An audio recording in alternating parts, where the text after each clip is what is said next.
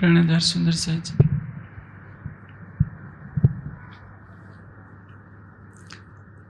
कलश हिंदुस्तानी में जागने का एक प्रकरण आता है जिसमें सब सुंदर साध को जागने के बारे में प्रबोधित किया गया है। सामान्य तौर पर सुंदर साध आज के दिन क्या समझता है कि आज रहस्य पूर्णिमा का दिन है और यह सच है। योग माया के ब्रह्मांड में जो रासलीला खेली गई थी आज के ही दिन खेली गई थी और उसी की स्मृति में केवल हमारे समाज में ही नहीं, आप देखेंगे गरबे का कार्यक्रम गुजरात में भी चलता है। रास क्या है, यदि हम इसको समझ लें तो हमारे जीवन का एक लक्ष्य पूरा हो जाएगा। उपनिषदों में ये बात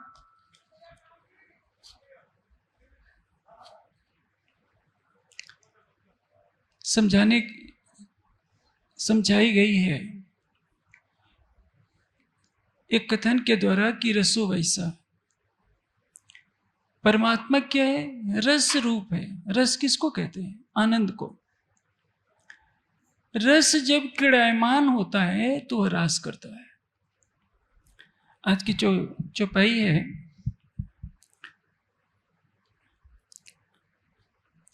जो जाग बैठे धाम में ताए आवेश को क्या कहिए। अब आप सोचिए, जो जाग बैठे धाम में ताए आवेश को क्या कहिए। हम जब वाणी पढ़ते हैं तो एक बात सामने आती है कि पौड़े भेले जागसी भेले खेल देखा सब हुए। साथ आए हैं साथ जाएंगे, तो निश्चित है कि परात्म में सबकी जागनी एक साथ होगी। लेकिन यहां कहा जा रहा है जो जाग बैठे धाम में ताए आवेश को क्या कहें।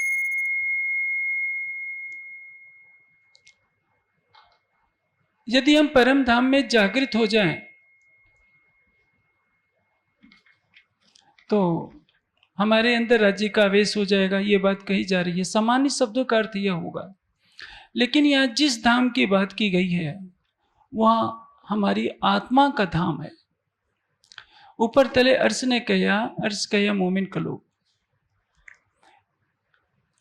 जाहिरी रूप से हद से परे बेहद है, बेहद से परे अक्षर है, अक्षर से परे क्या है? परम धाम। हम जानते हैं बातिनी रूप से क्या है? संपूर्ण परम धाम हमारी आत्मा का दिल है। तभी वाणी कहती है कि अर्श तुम्हारा मेरा दिल है, इताई करो आराम। मैंने कल भी इस चर्चा को, इस चौपाई को उद्धृत किया था। जब हमारी आत्मा के धाम हृदय में राज्य की शोभा बस जाती है तो इसको क्या कहेंगे? अब हमारी आत्मा जागृत हो गई। जागृत होने के बाद हमें अपने सुख को लेने का अधिकार है। देखिए, ब्रज रास और जागनी तीन ब्रह्मांड हुए हैं।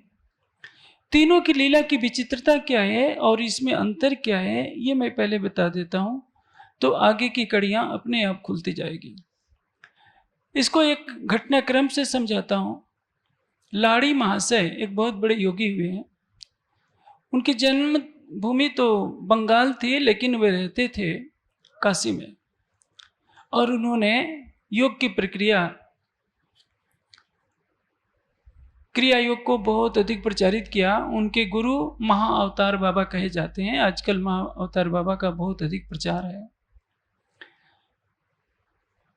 उनको बचपन में महाअवतार बाबा ने अपने योग बल से हिमालय बुला लिया था। उनके मन में बचपन से इच्छा रहती थी कि मैं सोने का महल देखूं, सोने का महल कैसा होता है। अंतःप्रेरणा की पुकार पर लाड़ी माँ से बचपन में ही निकल जाते हैं, हिमालय पहुंचते हैं, जहां उनके पूर्व जन्म के गुरु महाअवतार बाबा से भेंट होती है। रेलवे स्टेशनों पर एक किताब आपको मिल जाएगी, योगी की आत्मकथा। उसमें योगानंद जी ने सब कुछ वर्णन किया है, 3 पीढ़ियों का वर्णन किया है, अपने गुरु युक्तेश्वर जी का, उनके गुरु लाहिड़ी महाशय जी का, और उनके सबके गुरु महाअवतार बाबा का। महाअवतार बाबा के बारे में प्रचलित ये है कि उनका जन्म आज से लगभग 1200 वर्ष पहले तमिलनाडु में हुआ था, और उन्होंने योग बल से ऐसी सिद्धियां प्राप्त कर ली है कि 12 वर्ष के होते हुए भी आज भी लगता है कि वो मात्र 25 वर्ष के हैं। अब उन्होंने लाहिड़ी महाशय को दिखाया, बुलाकर कहा कि देखो लाहिड़ी, तुम पूर्व जन्म में यहाँ के योगी रह चुके हो, अब तुम्हारा जन्म कुछ विशेष कार्य के लिए हुआ है। तुमको मैंने अपनी अलौकिक शक्ति के द्वारा यहाँ बुलाया है, क्योंकि तुम्हारे मन में इच्छा रहती है ना कि सोने का महल देखूं, तो देखो सामने तुम्हारे सोने का महल खड़ा है। अब वे सचमुच देख रहे हैं कि सोने का एक भव्य विशाल महल दिख रहा है। जी भर कर देखते रहे, उसमें खो जाते हैं, और उसके पश्चात वो सोने का महल अदृश्य हो जाता है। तो आप देखिए, जब कल्पनाओं में डूबा करते थे तो वह क्या है, सोने का महल कैसा होगा, कितना सुंदर दिखता होगा, वह है निद्रा का सुख। और जो आंखों से दिख रहा है कि यह सोने का महल सचमुच ऐसा है, वह क्या है, जागृति का सुख। इसको एक और दृष्टांत से मैं समझाता हूं। जब बच्चे छोटे होते हैं, 7-8 साल के, गहरी निद्रा में जब सो जाते हैं, जल्दी उठते नहीं। यदि माता पिता कोई अच्छी मिठाई लाते हैं और उनको लगता है कि ये सो गया है, तो पहले ही उसको सोते सोते उसके मुंह में कुछ डाल देते हैं कि ये ऐसे ही खा जाएगा। और ऐसे ही होता है, माँ ने कुछ मिठाई के टुकड़े बच्चे के मुख में डाल दिए और वो चबाता जा रहा है, सोया हुआ है। सवेरे उठकर कहता है कि माँ, तुमने मुझे कहा था कि मिठाई खिलाऊंगी, तुमने तो मिठाई दिया ही नहीं। माँ कहती है कि देखो, रात को ही तुम्हारे मुंह में डाल दिया था, तूने सोते सोते खा लिया। अब वो कहता है कि मैं तो सोते सोते खाया हूं, मुझे थोड़े पता है। माँ कहती है कि अच्छा ठीक है, अब खा लो। तो जो सोते सोते खाया है, देखिए, एक है निद्रा में खाया, अपने घर में खाया है, और वही बालक जब बड़ा हो जाता है तो उसको सोने के महल में वही मिठाई खिलाई जाती है, उससे कई गुनी स्वादिष्ट मिठाई को खाता है। लेकिन उसको लगता है कि सोने के महल में मैं मिठाई खा रहा हूं, लेकिन ऐसी जगह ले जाकर खिलाया जाता है जिसको पता नहीं होता कि यह सचमुच उसके माता पिता का ही महल है। जब मिठाई खा चुकता है, उसके बाद जब आधी खा लिया होता है, उसके माता पिता कह देते हैं कि देखो, इस महल के स्वामी तो तुम ही हो, तुम ही इसके अधिपति हो, मालिक तुम ही हो। अब सोचिए उसके मन में कितनी खुशी होगी। एक मिठाई निद्रा में खाया, कुछ पता नहीं चला। एक जो है सोने के महल में तो खाया, लेकिन वो लगता था कि ये कोई होटल है, भाड़े का है, हम कुछ दिन के लिए, थोड़े समय के लिए। एक स्थिति यह है जब सोचता है कि इसका स्वामित्व तो मेरे पास है, मैं सोने का महल का मालिक हूं और मैं इतनी स्वादिष्ट मिठाइयां खा रहा हूं, तो उसका सुख कुछ और होगा। ये अंतर है ब्रज का, रास का और जागने का। ब्रज लीला लीला रासमय, हम खेले जान के जार, जागनी लीला जाग पहचान, पीसो जान बिल से करतार। ब्रज लीला में क्या था? प्रेम हो तो लक्ष्यविन, प्रेम था, लक्ष्य नहीं था। श्री कृष्ण से जिसे प्रेम क्यों है ये किसी को पता नहीं था। परम धाम के मूल संबंध से गोपियों के तनों में बैठी हुई आत्माएं अपने प्राणेश्वर अक्षरातीत जो श्री कृष्ण के तन में लीला कर रहे हैं उनसे प्रेम करती हैं, लेकिन निद्रा में किसी को पता नहीं।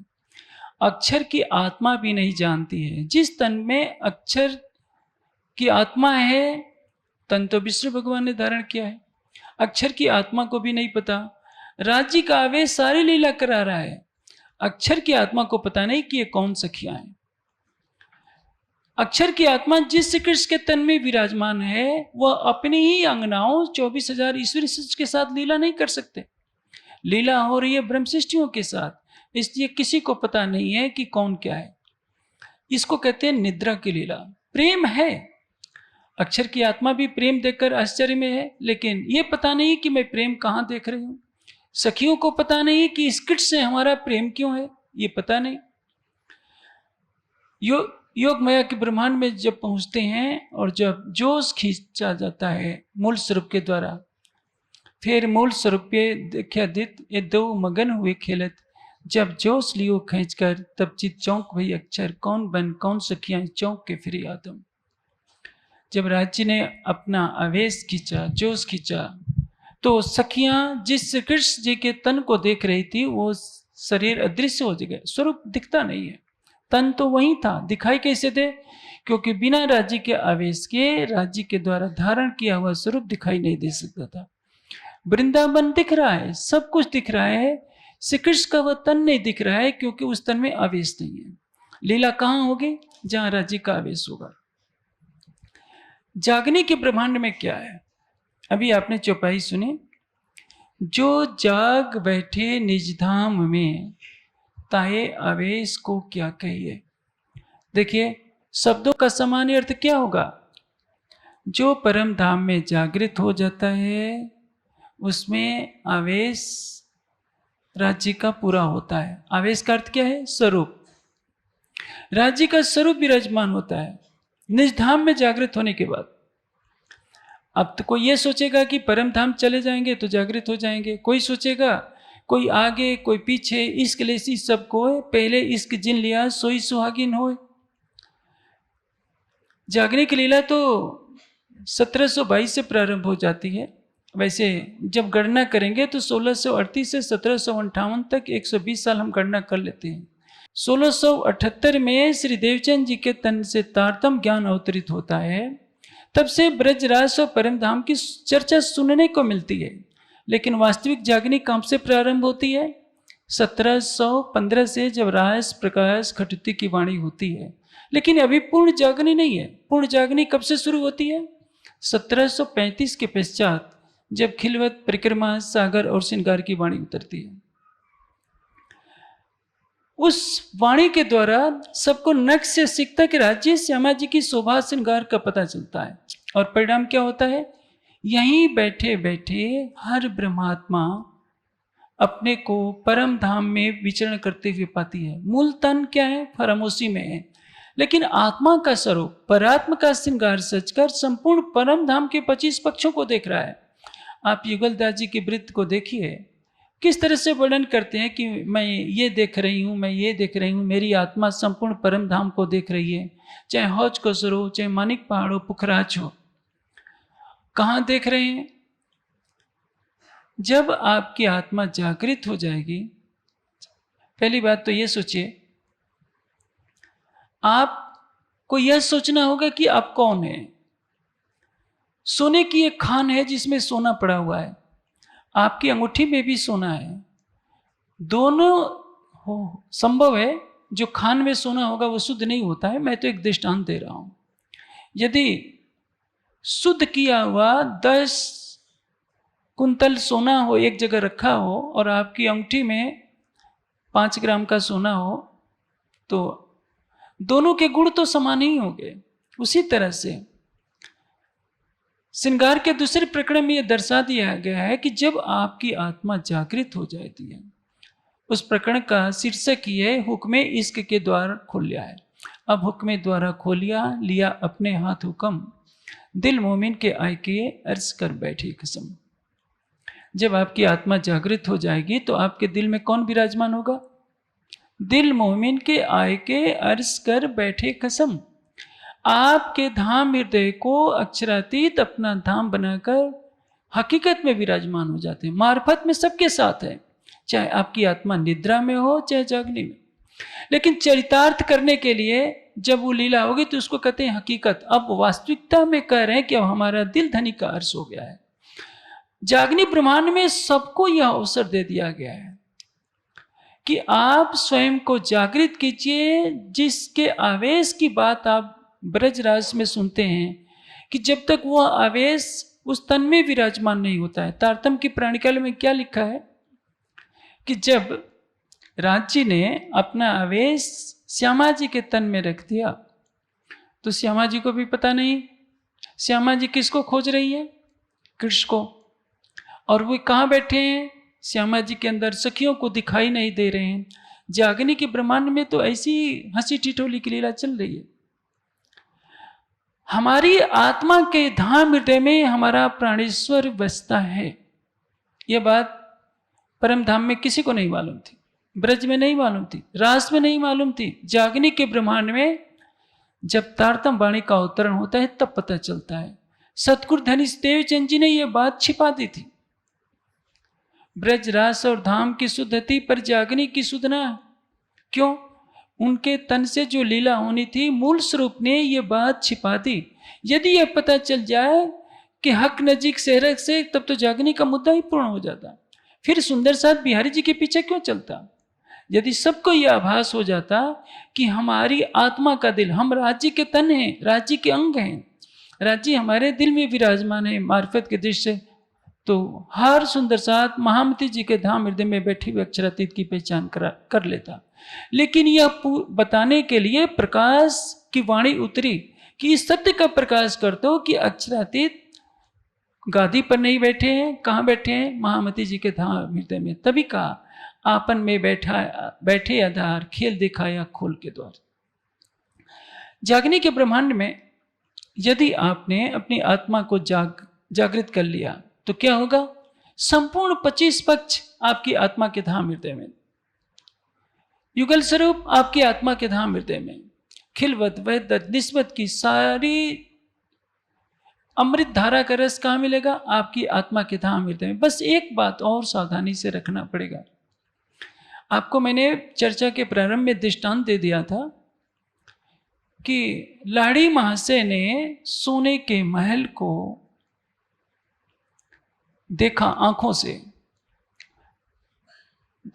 देखकर उसकी शोभा में डूब गए। लेकिन वो एक योगी हैं, उनको सोने के महल में रहने का अधिकार नहीं दिया जा सकता, क्योंकि यदि वे सोने के महल में रहेंगे तो क्या होगा?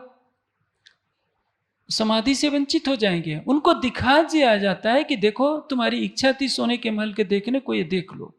जागनी के ब्रह्मांड में हम 25 पक्षों को देख सकते हैं, युगल स्वरूप के नक्शी सिख तक की शोभा को देख सकते हैं, और उतना ही आनंद दिया जाएगा जितना आनंद संभालने की हमारी क्षमता।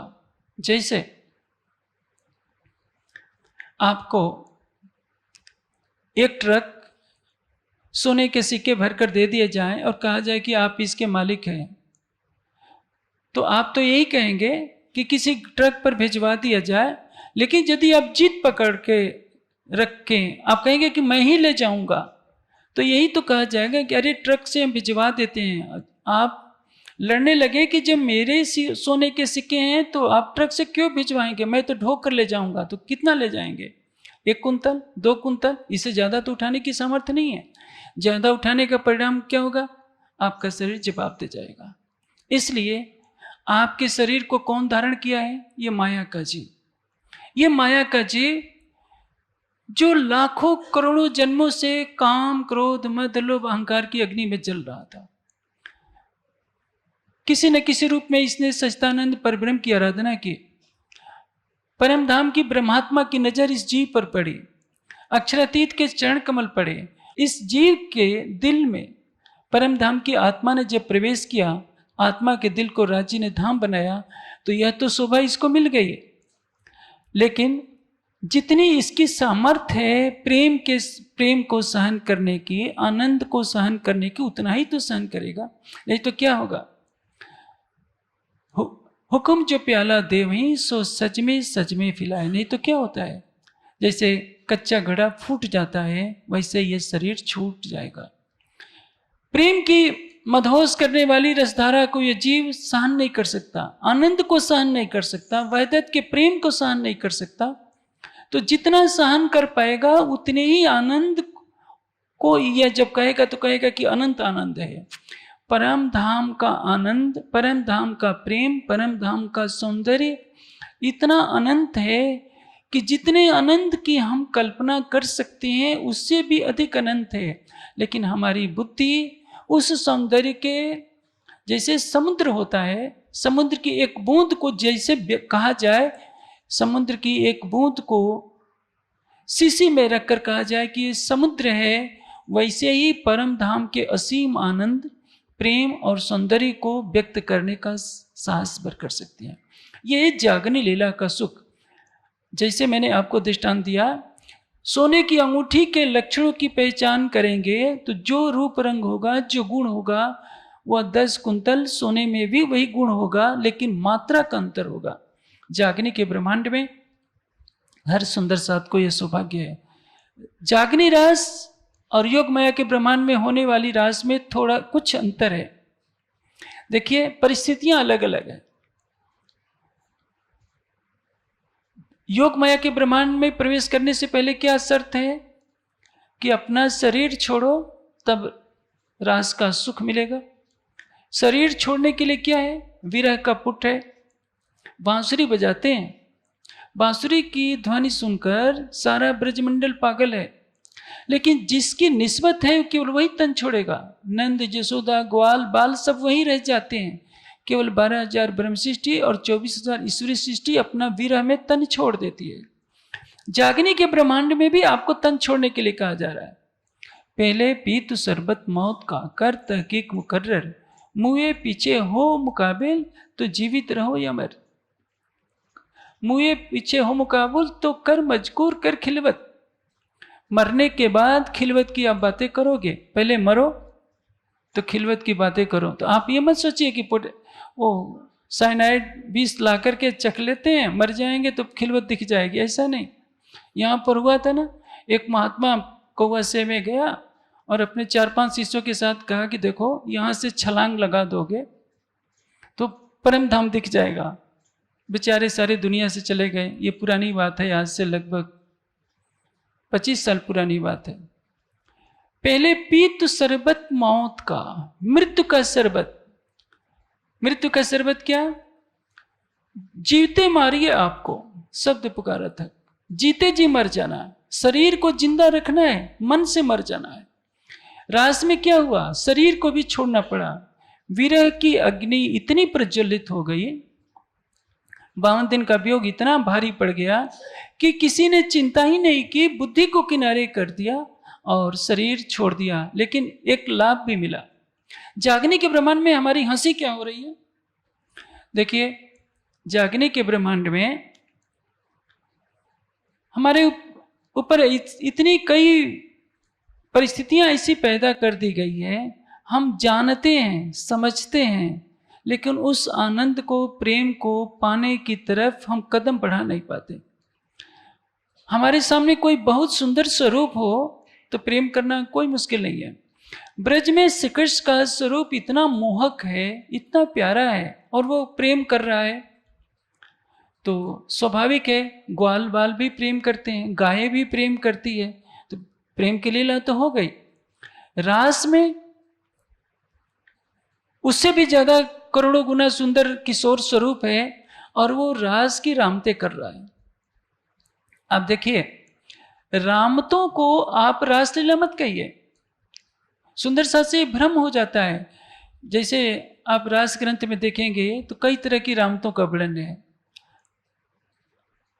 जैसे एक अम्बा की रामत है, स्वयं को आम के पेड़ की तरह मान लेना, कुछ पकड़े रहे, कई तरह की कूदने की रामत है, फुंदड़ी की रामत है, कई तरह की रामतें हैं। वो ऐसा लगता है कि खेल है। आपके मानवीय मस्तिष्क जो तर्कों से भरा हुआ है, वो सोचता है कि क्या अक्षरातीत परमात्मा ऐसे ही लीला करते हैं जैसे बच्चे क्रीड़ा करते हैं, तो इसमें कौन सी विशेषता है? ये रामतें और क्रीड़ाएं तो ये बाह्य रूप हैं। आप देखेंगे आज का आधुनिक जगत आनंद प्राप्त करने के लिए क्या करना जाता है? क्लबों में जाता है, नृत्य संगीत देखता है, दूसरों को नृत्य करते हुए देखकर एक मानव मस्तिष्क आनंद का अनुभव करता है, लेकिन यह नहीं सोचता हमारे सामने जो कोई नर्तक या नर्तकी नृत्य कर रही है या कर रहा है, उसका जीवन आंसुओं से कितना भीगा है, कभी किसी ने सोचा है? नृत्य क्या है? अंगों का स्पंदन। तो आप कहेंगे कि रास में भी तो ऐसा है। मैं आपको यह भेद बता देता हूं।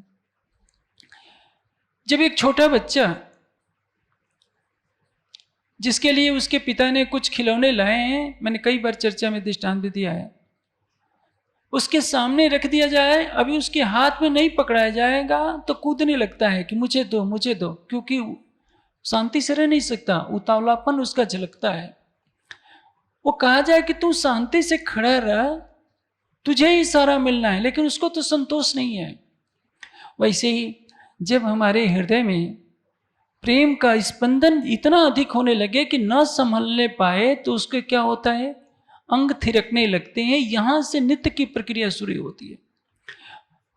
मनुष्य तो क्या, भालू भी नाचने लगता है। भालू को जो मधुर संगीत सुनने को मिल जाए तो वो भी नाचने लगता है। नृत्य ऐसी कला है कि उसको देखकर दूसरा भी नाचने के लिए तड़पने लगता है। वो सोचता है कि अब दुनिया के गम भुला हम लेते हैं, लेकिन आनंद कहाँ है? आत्मा के हृदय में। जैसे आप टीवी पर नृत्य देखते हैं या किसी क्लब में नृत्य देखते हैं, तो आप नृत्य की कला को देख करके आनंदित होते हैं। नृत्य करने वाले के हृदय में आनंद कुछ नहीं है। वो तो बेचारा कला दिखाकर अपने जीवन का गुजारा कर रहा है। एक बार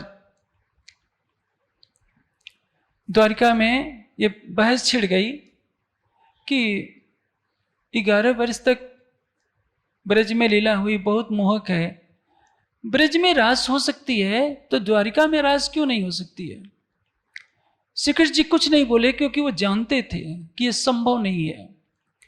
लेकिन सारी पटरानियों को ईर्ष्या थी कि ब्रज की अनपढ़ ग्वालिनें यदि रास कर सकती हैं तो हम तो महारानियां हैं, हम क्या उनसे कम रहेंगे? सभी कृष्ण की पटरानियां लग गई। नारद जी को बुला लिया गया, अर्जुन को बुला लिया गया, क्योंकि अर्जुन नृत्य संगीत सीख करके आए थे स्वर्ग से। नारद जी संगीत विद्या के आचार्य हैं, और कृष्ण जी ने उनकी इच्छा पूरी करने के लिए बांसुरी भी बजानी शुरू कर दी। और जो सोने के महल में रहने वाली थी महारानियां, वो गोपियों की नकल करने लगी। लेकिन गोपियों जैसा हृदय कहाँ से ला सकती? वही हुआ, खोदा पहाड़ निकले चुहिया। फिर सबने हार मानकर कह दिया कि जो ब्रज में रास खेली थी उसकी नकल करने की सामर्थ्य हमारे पास नहीं है। मैंने तो आपको एक दृष्टांत दिया। रास का मूल कहाँ है? अक्षरातीत का आवेश। अभी मैं दोनों का भेद बता रहा था। ब्रज से रास में जाएंगे कैसे? बांसुरी की आवाज सुनकर। अब इस जागनी रास में आपको परम धाम चलना है। चौपाई है, जो जाग बैठे निज धाम में, जो जाग बैठे धाम में, ताए आवेश को क्या कहिए। धाम में जागृत होना है, आगे पीछे नहीं सभी होंगे। वैदत के सिद्धांत के अनुसार सबको एक साथ ही जगना है। तो समझिए यहां धाम क्या है? आपकी आत्मा का दिल ही धाम है। अरिस तुम्हारा मेरा दिल है।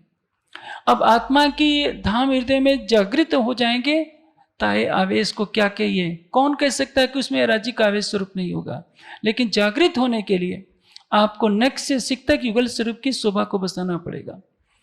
ब्रज से रास में जो विरह की आग धधकी और शरीर छोड़ दिए, योग माया में राज जी ने अति सुंदर रूप धारण कर लिया था। अब उस स्वरूप से प्रेम करना तो बहुत सरल है। जागने के ब्रह्मांड में क्या है? राज जी ने श्री देवचंद जी के जिस तन को पकड़ा, वह तन 40 वर्ष के पश्चात ब्रह्मात्माओं के समक्ष प्रकट होता है कि ये राज्य का स्वरूप है। श्री प्राणनाथ जी का जो स्वरूप होता है वो भी 1712 के पश्चात ही सुंदर साथ उनको समझते हैं कुछ। 1715 में वाणी उतरती है हफ्से में जाने के पश्चात। सूरत में लालदास जी को पहचान होती है और भीम भाई के नेतृत्व में कुछ सुंदर साथ ने पहचाना, लेकिन साथ रह रहे हैं। 5000 की जमात भी पन्ना जी पहुंच जाती है, लेकिन जब तक खिलवत परिक्रमा सागर श्रृंगार की वाणी नहीं अवतरित होती है, कोई भी उस स्वरूप पर पूर्ण विश्वास नहीं कर पा रहा है। अंदर मन में भय है, संशय है। इसलिए देखते हैं कि श्री जी के साथ कितने सुंदर साथ दिल्ली से लौट गए। उनको डर लगा कि औरंगजेब के को संदेश देने जाना है तो कहीं हमें मर न जाना पड़े। कितनी हंसी की लीला हो रही है। और जिन्होंने खिलवत परिक्रमा सागर श्रृंगार की वाणी को आत्मसात कर लिया, उन्होंने यहीं बैठे बैठे कहा क्या देखा कि जो सारा परम धाम है कहाँ है? हमारी आत्मा के धाम हृदय में। बंगला जी दरबार में एक किस्सा आमतौर पर प्रचलित है। श्री जी ने पूछा था कि लालदास जी बताओ, हौज कोसर की पाल ठोस है कि पोली है? ऐसी जनश्रुति है कि धरती पर गुस्सा मारकर कहा कि श्री जी पोली है। ऐसा क्यों कह दिया? क्योंकि सबकी आत्मा का दिल धनी का धाम हो चुका है। अब राज्य कौन है? तुम्हें उतर आए अर्से तो तुम्हें क्यों मिला, तुम्हें दई सुदर्श की जो अर्श में हुआ। जागनी ब्रह्मांड में सब पहचान कर रहे हैं कि युगल स्वरूप महामती जी के धाम हृदय में बैठे हैं और मार्फत के जिससे हमारी आत्मा के धाम हृदय में बैठे। ब्रज में क्या अंतर है? ब्रज में जो प्रेम है लक्ष्य के बिना है। रास के अंदर जो प्रेम है आधे लक्ष्य को लेकर है। प्रेम है, संबंध का तो लक्ष्य पूरा हो गया, घर का लक्ष्य पूरा नहीं है। जागने के ब्रह्मांड में सब कुछ पता है, लेकिन जानते हैं कमी क्या है? इस जागने के ब्रह्मांड में हमें मृत्यु का कष्ट है, बुढ़ापे का कष्ट है, रोग का कष्ट है। हमें जो सौंदर्य दिखाया जा रहा है कि देखो राज्य का स्वरूप इतना सुंदर है, केवल हम पढ़ते हैं मुख मेरे महबूब का रंग अतुत्व गुलाल, पढ़ पढ़ करके खुश हो रहे हैं। हमारा हृदय ऐसे जीव पर बैठा है जो क्रूरता का शिकार है, जिसके अंदर राग द्वेष की अग्नि जल रही है, जो घृणा की ज्वाला में धधक रहा है। प्रेम की रसधारा इसको मिल जाए तो ये यहीं बैठे बैठे अपनी आत्मा के धाम हृदय में अपने प्रीतम की छवि देख ले। लेकिन जैसे देखिए कोई इंटर पढ़ लेता है, अब तो बहुत कठिन है, अब तो एमए किए हुए बेचारे लोग भटकते रहते हैं। कुछ वर्ष पहले स्थिति थी, आज 25 साल पहले आज से, कोई 10+2 मतलब 12वीं पास कर लेता था तो क्लर्क की नौकरी मिल जाती थी। लेकिन एमए करने के, ये आईएएस बनने के लिए क्या करना पड़ता था? 15-15 घंटे पढ़ना पड़ता था स्नातक होने के बाद। जितनी ऊंचाई पर आप पहुंचना चाहेंगे आपको उतनी ही कठिन परीक्षा से गुजरना पड़ेगा। आपको जागनी रास का आनंद लेना है तो संपूर्ण परम धाम को आपको अपनी आत्मा के धाम हृदय में देखना पड़ेगा। लेकिन परीक्षा कदम कदम पर है। ब्रज वाला स्वरूप भी प्रेम का स्वरूप बनकर के हर ब्रह्मात्मा से प्रेम करता है, तो प्रेम कर लेना कोई बड़ी बात नहीं है। ब्रज में कोई संकट की चिंता किसी को नहीं है, बुढ़ापे का कष्ट नहीं है। कोई संकट उपस्थित होता है कंस के द्वारा, असुरों के द्वारा, तो श्री कृष्ण जी उससे रक्षा कर देते हैं। रास में बुढ़ापा नहीं है, मृत्यु का कष्ट नहीं है, धन कमाने की चिंता नहीं है। जागने के ब्रह्मांड में पति चितवनी करना चाहता है, पत्नी माया बनकर खड़ी है। पत्नी चितवनी करना चाहती है, पति माया बनकर डंडा लेकर खड़ा है कि राज्य से प्रेम करना था तो मेरे से विवाह क्यों किया। ये उन घरों की बात कह रहा हूं जो जहां पति पत्नी दोनों तारतम लिए हुए हैं। पत्नी यदि किसी कार्यक्रम में जाना चाहती है तो घर में लड़ाई हो रही है। आपका 24 घंटे का जो समय है 12 घंटा तो धन कमाने में लग जाता है, संगे संबंधी रिश्तेदारों को खुश करने में लग जा रहा है। आपके पास सब कुछ है, लेकिन परिस्थितियां ऐसी पैदा कर दी गई है। आप कहते हैं क्या करें, न वाणी पढ़ने का समय है, न चितवनी सुनने का करने का समय है। कितने सुंदर साज से पूछिए, अरे भाई चर्चा सुनते हैं यूट्यूब में, कहते हैं कि बहुत व्यस्तता है, मेरे पास गाड़ी अच्छी है, 15 लाख की गाड़ी में जा रहे हैं, लेकिन समय नहीं है। न राज्य की वाणी सुनने का समय है, न पढ़ने का समय है, न चितवनी का समय है, क्योंकि माया सामने दिख रही है। एक तरफ परम धाम का अनंत सुख दिख रहा है ज्ञान से। दूसरी तरफ माया भी अपना आकर्षण का माया जाल फैला करके हमको सम्मोहित कर रही है। रूप कैसा मिला आप जानते हैं, श्री देवचंद जी का तन एक गरीब परिवार में पैदा होता है। यहाँ तक कि उनके पिताश्री घोड़ों और बैलों का व्यापार करके जो धन इकट्ठा करते हैं उनसे घर का कार्य चलता है।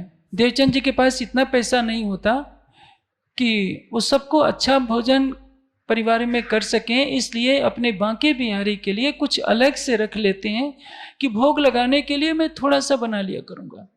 आप सोचिए, तो निश्चित है एक गरीब परिवार के अंदर पैदा होने वाला बालक उतना सुंदर नहीं होगा जितना कि ब्रज वाला स्वरूप होगा।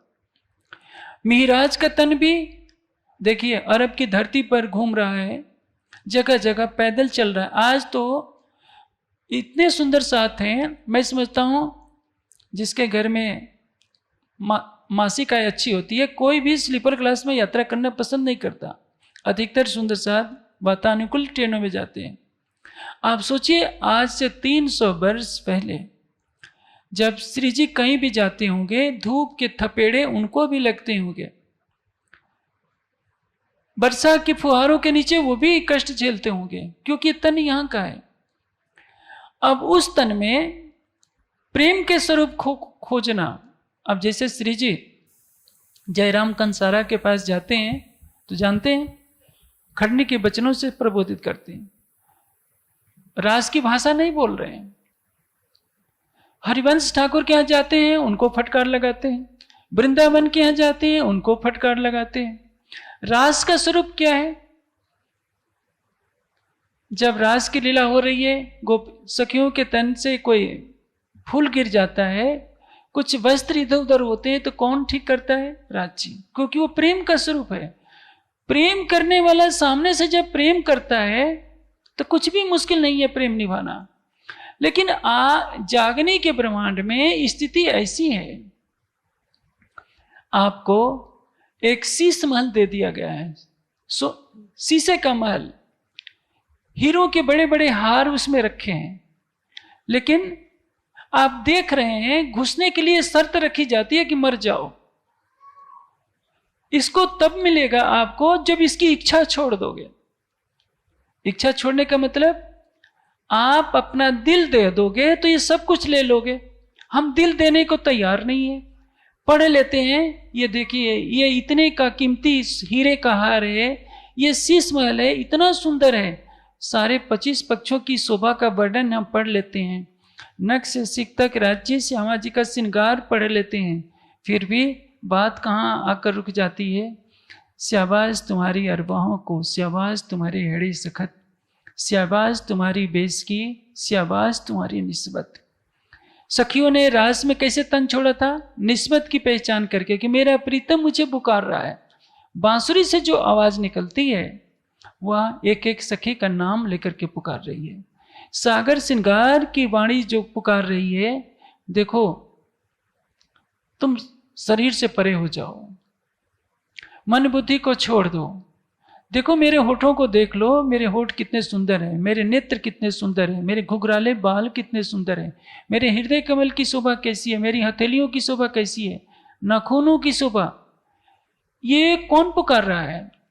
रास की बांसुरी से करोड़ों गुना मीठी बांसुरी बज रही है, लेकिन उसके पहले ही 52 दिन तक जो विरह का रस दे दिया गया था, उस जागने के ब्रह्मांड में हमको विरह का रस नहीं मिला है। विरह नहीं ब्रह्मांड में विनाश सुहागी नार। जब विरह की ज्वाला धधकती है तो प्रेम की गरिमा का आभास होता है। हमें तो हमारे हृदय को शुष्क बना दिया गया है। जो देते हमको इश्क तो क्यों सके हम गाए, दिल अर्ज पहुंचे रूह इसके तो क्यों इतरे ही रूह हो जाए। हमको कह दिया जाता है कि तुम इश्क के सागर हो। श्री मोहम्मद कहे मोमिनो ए निस्बत इश्क के सागर, सचमुच हम इश्क के सागर हैं, लेकिन सागर के जल को आत्मसात करने की सामर्थ्य तो हमारी नहीं है। यदि हम मुंह फेर करके बैठे रहेंगे, जैसे आप सुगंधित फूलों के उद्यान में बैठ जाएं और नासिका को रुई से ढक लें, सुगंध का एहसास कैसे होगा? सूरज उगा हो, आप अपनी आंखों पर पट्टी बांध लोगे तो सूरज के प्रकाश का अनुभव कैसे कर सकते हैं? उसी तरह से समझिए, जागने के ब्रह्मांड में तुम ही उतर आए अर्श से, इत तुम ही क्यों मिलाप, तुम ही दई सुदर्श की जो अर्श में हुआ। जो मूल मिलावे में बैठा है वो महामती जी के धाम हृदय में बैठा है। और यदि कड़वा सच कहूं तो आपकी आत्मा के भी धाम में बैठा है, लेकिन आपको शोभा नहीं मिल सकती अक्षरातीत कहलाने की। यह शोभा केवल महामती जी को मिलती है। अब आप भी यह अधिकार रखते हैं कि अर्श तुम्हारा मेरा दिल है, इसको पहचानिए। और जो राज्य ने कहा है, पहले पी तू शरबत मौत का, जो पहले आप मुर्दे हुए तीन दुनी करी मुर्दार, हक तरफ हुए जीवते उड़ पहुंचे नूर के पार। हक तरफ हुए जीवते, हम संसार की तरफ से जीवित हैं और राज्य की तरफ से मरे हुए हैं। क्यों? क्योंकि हमारा मन जीवित है, मन में ही सारा संसार है।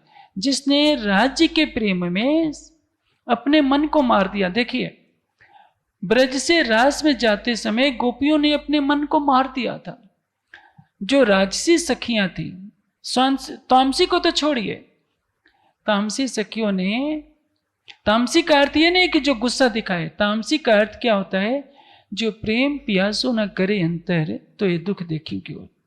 जो धनी के प्रेम में जरा भी कोई भेद ना लाने दे, उसको यह नहीं करना पड़े कि अपना दिल दो, वाक्य पूरा होने से पहले अपना दिल सौंप दे, सर्वस्व सौंप दे, उसको कहते हैं तामसी सखी। और जो बीच वाली थी, उन्होंने सोचा कि श्रृंगार करना है, राज्य के पास जाना है तो श्रृंगार करना है, तो उन्होंने उल्टे पुल्टे श्रृंगार किया। एक हाथ आंख में अंजन लगाया, दूसरे को ऐसे ही छोड़ दिया।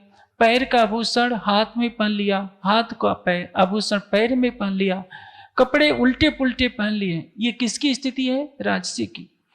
जागने के ब्रह्मांड में क्या हो रही है? एक नीरा कुश्ती हो रही है बौद्धिकता की। मुझे इतनी चौपाई याद है, आपको कुछ याद नहीं। मैं जैसी चर्चा कर सकता हूं, आपको नहीं करने आ सकती। एक विद्वान दूसरे विद्वान को छोटा दिखा रहा है। अरे भाई, इल्म किसका है? राज्य का। आपको तो एक केवल माध्यम बनाया गया है, आपका कुछ नहीं है। और एक बात बताऊं, यदि आपने राज्य को केवल अपना बना लिया तो सारा कुछ आपका हो गया, लेकिन आप राज्य को अपना नहीं बना सकते। जागने के ब्रह्मांड में सबसे कठिन परीक्षा जो यह है, प्रेम की कदम कदम पर परीक्षा चल रही है। निद्रा में होते हुए भी ब्रज में सखियों ने कर लिया था, रास में भी कर लिया था। रास में अहंकार आ गया था थोड़ा सा कि ये तो हमारे अधीन है। जागनी ब्रह्मांड में राज्य ने बता दिया कि देखो, हम तुम एक अर्श जीम के अपनी रूह नहीं तोड़, मैं हक अर्श में जुदा जानती, लावती शब्द वर्णन। जुदाई का एहसास हमें परम धाम में था, क्योंकि मारिफत की बात का हमें पता नहीं था। जागने के ब्रह्मांड में क्या है, यह खेल क्यों बना, यही बात बताने के लिए एक चरण में उसको कह देता हूं। ना अर्श जी में दूसरा कोई और धरावे ना, ये लिख्या वेद कतेब में कोई काऊ नहीं खुदा बिन काऊ, कोई ना ही खुदा बिन काऊ। परम धाम में राज्य के अतिरिक्त कोई दूसरा नहीं है। न श्यामा जी है, न सखियां हैं, न अक्षर है, न महालक्ष्मी है। ये मारिफत का ज्ञान कहता है। दूजे तो हम है नहीं, ये बोले बेवरा वहदत का, जो खिलावत त्यों खेलत, ना तो क्या जाने बात बका। हम है ही नहीं, लेकिन परम धाम में इस करबत क्यों होता है? हमारा प्रेम बड़ा है। कितनी बड़ी हंसी। ब्रज में पता नहीं, रास में पता नहीं, रास में भी अहंग हो जाता है कि राज्य हमारे अधीन है। ब्रज में भी लगता है कि हम घर की मर्यादा छोड़कर एक कृष्ण के पीछे हम क्यों भागे, क्यों सास के कट शब्दों को सुने, क्योंकि हमने अपना दिल नहीं दिया था, लक्ष्यहीन प्रेम किया था। रास में आधा लक्ष्य था, जागने के ब्रह्मांड में पूरा लक्ष्य दिखा दिया गया, पूरा परम धाम बता दिया गया। परम धाम की सारी शोभा बता दी गई, आपको हानि लाभ भी बता दिया गया। यह भी बता दिया गया कि यदि इस जागने के ब्रह्मांड में आप अपने दिल को अर्श बना लिया, बनाएंगे तो राज्य, आपको उस कसौटी पर अपने जीव को खरा सिद्ध करना होगा। तो क्या होगा? राज्य के दिल में डूबने का सौभाग्य आपको मिलेगा। हम हक में, हक हम में, और हक बिना सब ख्वाब। सटृति में महामती जी ने सब सुंदर साथ के लिए एक बहुत ऊंची बात कह दी है, और पूरे जागनी ब्रह्मांड के अंतिम चरण तक वो सबके लिए रहेगी कि आप मुझे अच्छी तरह से जाने हो। मैंने रास में आपको कितनी बार हराया था, आप याद कर लीजिए। लेकिन आप सोचिए कि इंद्रावती जी ने जो समर्पण की भाषा दिखाई, मैं वार्षिकोत्सव की चर्चा में भी शायद इस कथन को उद्धृत कर दिया था, क्योंकि ये मुझे प्रसंग बहुत अच्छा लगता है। पोपट करो नीलडे पांख, प्रेम तड़ा पिजड़ा में घालूं, हूं थऊं साखने द्रांक। क्या हम इस कसौटी पर स्वयं को खरासित कर सकते हैं कि राज्य को अपने प्रेम के पिंजरे में नीला तोता बनाकर, हरे पंखों वाला तोता बनाकर रखें और स्वयं अंगूर बन जाए, अर्थात अपना सर्वस्व समर्पण राज्य के लिए इस तरह से कर दे कि हमारा कोई अस्तित्व ही नहीं रहे। जागने के ब्रह्मांड में हमें यह करना है, और यह नहीं हो सकता, हमसे हो नहीं पा रहा है। इसको करने के लिए सब सुंदर साथ को कहा जाता है कि सुंदर साथ जी, चितवनी में स्वयं को भूल जाइए आप कौन है। एक बात और बता दो, ब्रज लीला में अलग अलग स्तर थे। श्री कृष्ण जब मां जसोदा के पास जाते हैं तो उनकी लीला का रूप कुछ और होता है। ग्वाल बालों के साथ जाते हैं तो मित्र बनकर जाते हैं। असुरों के पास जाते हैं तो उनका संहार करने के लिए जाते हैं। गोपियों के पास जाते हैं तो और रूप लेकर के, प्रेम का रूप लेकर आते हैं। गोपियों के साथ जो प्रेम लीला हो रही है उसमें 12,000 की भाग्यता है। बेचारी 24,000 ईश्वरी सृष्टि टकटकी लगाकर देखती रहती है कि हमारे से प्रेम क्यों नहीं। जागनी ब्रह्मांड रास में भी उनको थोड़ा सा अवसर और बढ़ा दिया। लीला कौन कर रही है? ब्रह्म सृष्टि, और एक एक तन में 2-2 ईश्वरी सृष्टि बैठकर लीला को देख रही है। लेकिन जागनी में जो स्वरूप आया है, जानते हैं क्या किया है? कल भी मैंने साहित्य चौपाई बोली थी, दया सिंध सुख सागर, दया का सागर प्रगटा है। तो दया का सागर प्रगटा है तो अपनी लीला वैसे ही करेगा। उसने सारे ब्रह्मांड को ये निधि दे दी है कि यदि इस समय 7 अरब जनसंख्या है तो 7 अरब प्राणियों के लिए मैं ब्रह्मात्मा बनने का सौभाग्य दे रहा हूं। ठीक है, परम धाम की ब्रह्मात्मा तो न घट सकती है न बढ़ सकती है, लेकिन जो इस तारतम वाणी के प्रकाश को पालेगा, कोरा से कोरा जीव भी यदि ब्रह्मात्मा बनकर अंगना भाव लेकर, अंगना भाव लेने का तात्पर्य क्या? माधुर्यता में डूबकर युगल स्वरूप को रिझाएगा, श्यामा जी को तो नहीं देख पाएगा, लेकिन राज्य के नख से सिख तक शोभा को देखकर आनंदित हो जाएगा। यह सौभाग्य अनंत काल से सृष्टि बनती आ रही है, बनती रहेगी। कभी नारायण को नहीं मिला था, अक्षर ब्रह्म को भी नहीं मिला था, तो ऋषि मुनियों देवी देवताओं को कहां से मिल सकता था? आप जागने के ब्रह्मांड में रोते रहते हैं, राज्य परम धाम छुड़ाकर आपने माया में डाल दिया है। ऐसे रोते हैं, ऐसे उलाहने देते हैं जैसे राज्य को समझ न हो और हम बहुत बड़े समझदार हो गए हैं। आप सोचते हैं उसने अपने हृदय का सारा रस इस सारे ब्रह्मांड के लिए उड़ेल दिया है। ये तो हमारी बदनसीबी है, हमारी कृतज्ञता है कि अक्षरातीत के इस एहसान को हम निभा नहीं पा रहे हैं। वाणी में क्या कहा है? एक एहसान यदि पहचान हो जाए, एक गुण जो याद आवे तो तभी उड़े अरवाह। राज्य के तो अनंत गुण हैं, हम राज्य के एक एहसान का भी बदला नहीं चुका सकते। यदि हमने इस ब्रह्मवाणी को संसार में फैला दिया होता, सारा संसार जानता कि अक्षरातीत कौन है, अक्षरातीत को कैसे रिझाया जाता है। आप जानते हैं ना, हरूफे मुक्तियात में एक शब्द साध भी होता है, रिझाना। संसार तो नवधा भक्ति में बेचारा पीस रहा है, हम भी नवधा भक्ति को अपना लेते हैं। अनन्य परा प्रेम लक्षण भक्ति है, जिसमें चितनी में बैठकर राज्य के नख से सिख तक की शोभा को दीदार करना होता है। वह अवसर हमने संसार को देना था, हम दे नहीं पाए। हम दूसरों को क्या देंगे? हम जब खुद नहीं डूब पाए हैं तो क्या। आप देखिए, आप कुछ भी करिए, परिक्रमा कीजिए, कुछ भी करिए, तो शरीर तो थकेगा। आप चितौनी में डूब जाइए, थकने का कोई प्रश्न नहीं। आप 4 घंटे लगातार नृत्य कीजिए, 10 घंटे नृत्य कीजिए। अरे जब दुनिया के महात्मा 6-6 दिन की समाधि लगा रहे हैं, आपको नृत्य का सुख लेना है तो चौथी भूमिका में ध्यान में डूब करके चले जाइए। 6 दिन 6 रात लगातार डूबे रहिए।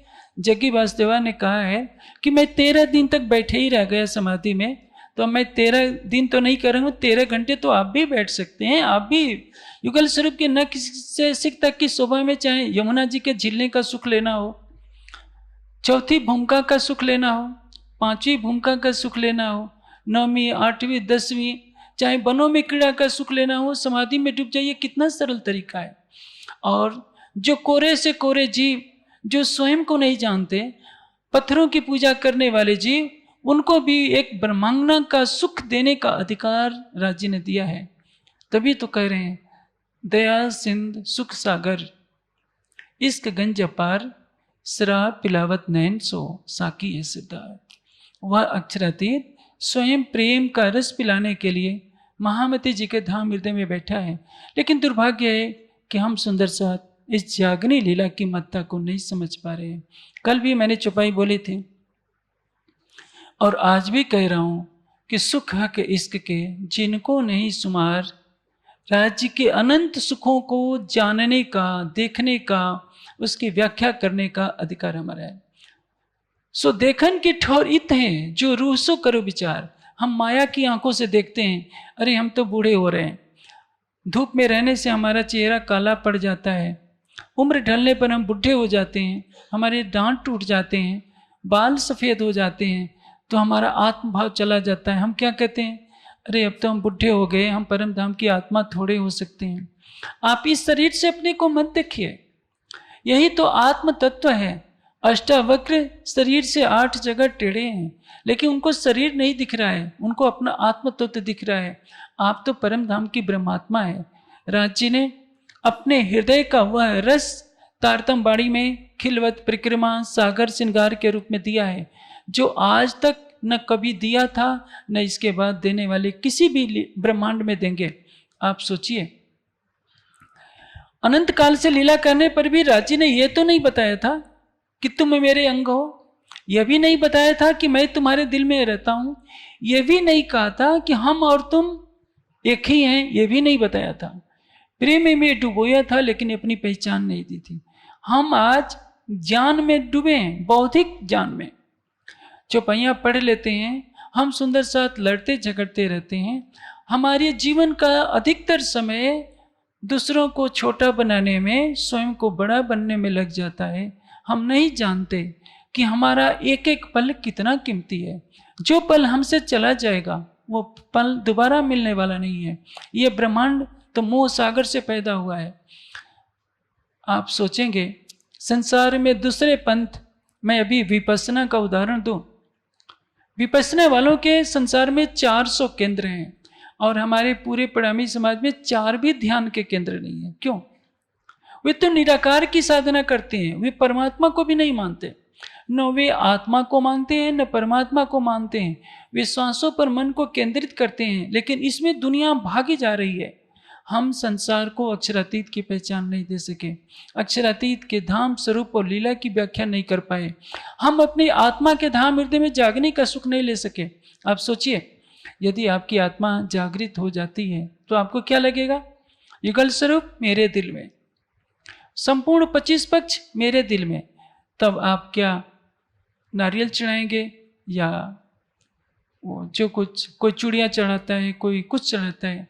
अरे श्री जी के दरबार में जाकर यह मांगिए कि राज्य मेरी सुरता को परम धाम दिखाइए, मुझे अपना इश्क दे दीजिए। मैंने अपना सारा दिल दे दिया।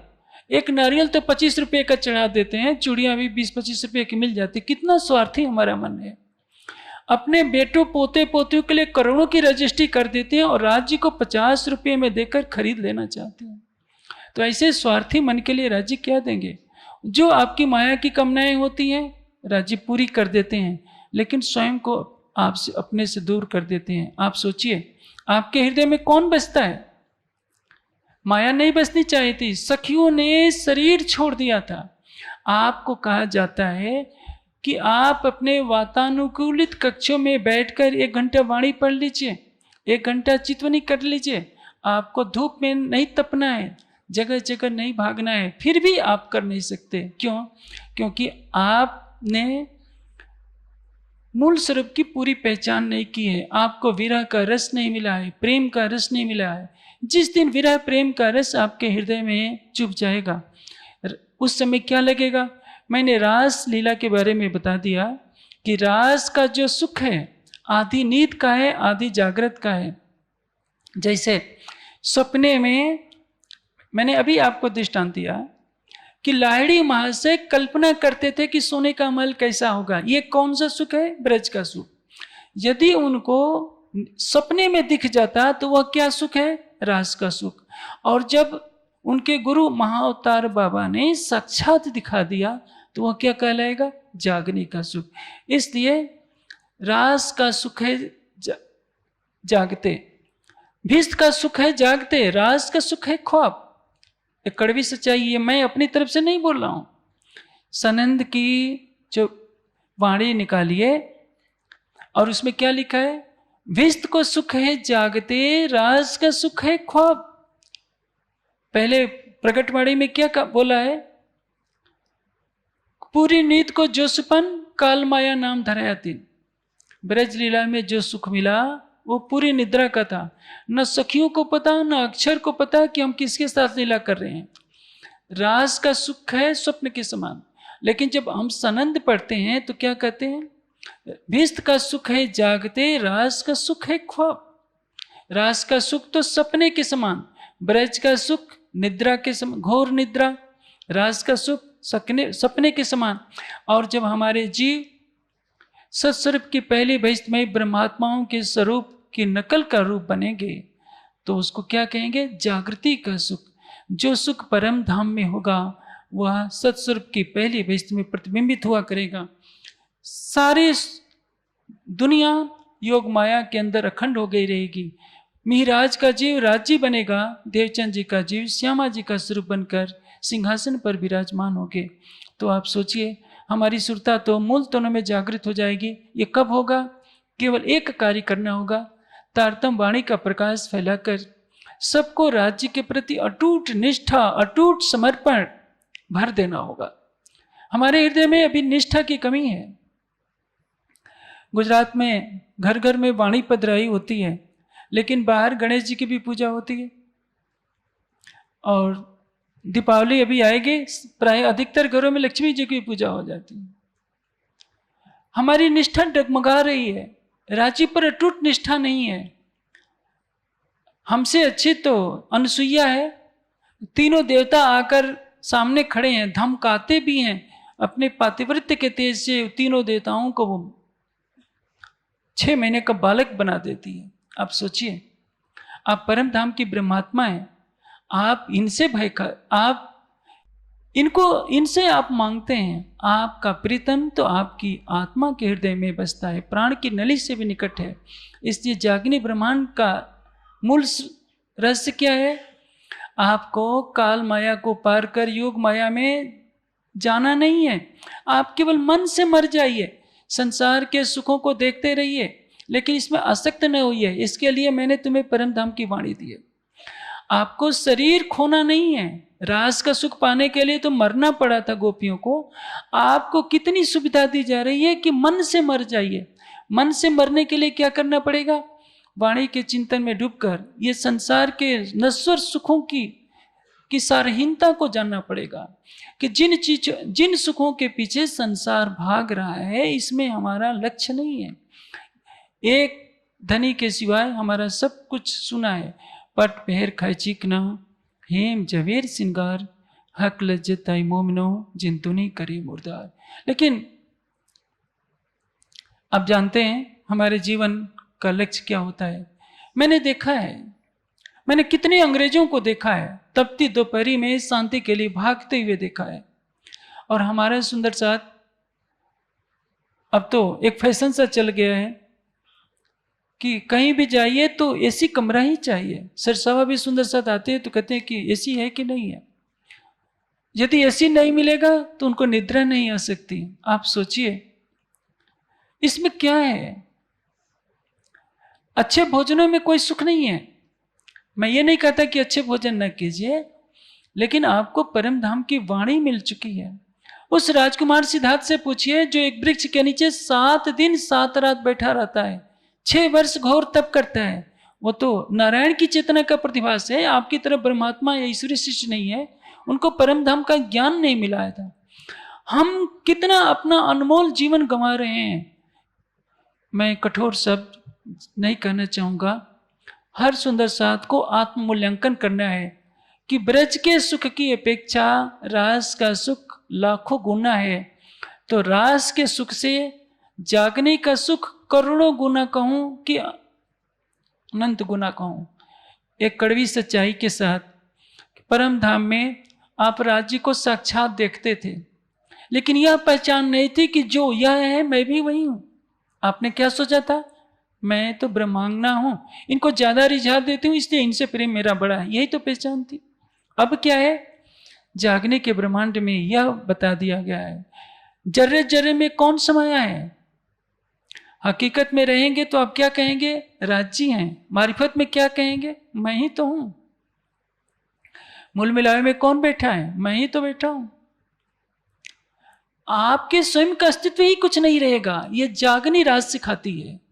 ब्रज में भी रास हुई, प्रेम की रास, निद्रा की, योग माया में भी रास हो रही है, लेकिन जागनी ब्रह्मांड में जो रास हो रही है उस रस के लिए तो श्यामा जी की आत्मा तरसती रही है। उस रस के लिए तो सारी ब्रह्मात्माओं का समूह तरसता रहेगा। अब जब ये खेल खत्म हो जाएगा तो जब इस हो सकता है असराफील फरिश्ते के अंदर कभी ये बात आएगी कि अक्षरातीत ने जो रहस्य अनंत काल से परम धाम में अपनी अंगनाओं को नहीं दिया था वो जागनी के ब्रह्मांड में दे दिया था, लेकिन माया की नीति ने ऐसा कर दिया कि कोई इस रहस्य को नहीं समझ पाया कि हम और राज्य कौन है और हमारे बीच में अद्वैत का संबंध क्या है। हम सुंदर साथ बस इतना जानते हैं कि हम उनकी अंगना हैं, हमें राज्य से प्रेम करना चाहिए। ये तो सामान्य स्तर का कोई भी जानता है, ये तो परम धाम में सभी जानते थे। लेकिन जिस बात के लिए खेल बनाया गया कि कण कण में जो लीला कर रहा है वो केवल राज्य है, हम और वह दो नहीं है, हमारा तो कोई अस्तित्व ही नहीं है।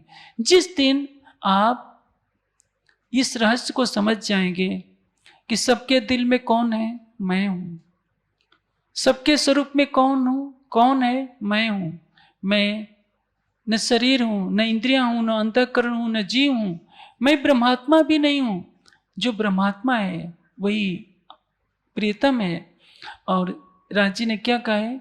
ब्रह्मशिष्ट कही वेदने ब्रह्म जैसी तदोगत। तदोगत का अर्थ क्या है? हुबहू। उसमें और उसमें कोई अंतर नहीं है। यही बताने के लिए तो खेल बना। हकीकत के स्वरूप को तो सभी जानते हैं कि राज्य के अंग हैं श्यामा जी, श्यामा जी के अंग हैं सुंदर साथ।